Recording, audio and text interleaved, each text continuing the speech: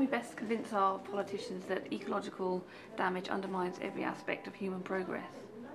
Well, I think the climate crisis offers us a great opportunity if you want to do that, because it's a patent demonstration that everything is connected to everything else. And really the atmosphere that supports us all results from the biosphere, it results from nature. So as we degrade nature, we inevitably degrade our atmosphere, and that is a key message. So I think for the politicians to understand that is absolutely essential, because the only way we'll solve the climate crisis is by effectively repairing nature. And are you optimistic that humanity can learn to live sustainably on this planet before it's too late?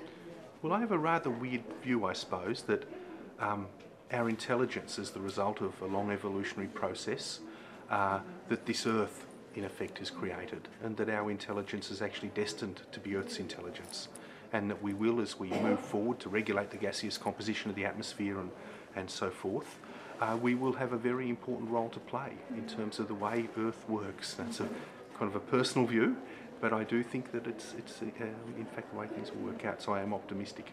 I think we're here for a purpose. But is there a danger that we're going to look to technological fixes to get us out of environmental problems and ignore the biodiversity and the ecosystems that are essential to us?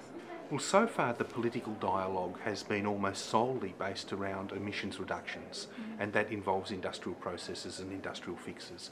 And that's an important element, very important element in our approach. But we now know from scientific studies that that is simply not enough to solve the problem. We need to use these great engines of atmospheric cleansing called plants to draw carbon dioxide out of the atmosphere. We need to better protect our forests, better manage our rangelands, and conduct agriculture sustainably. And if we do that, if we use the power of plants in those ways, we will solve the climate crisis.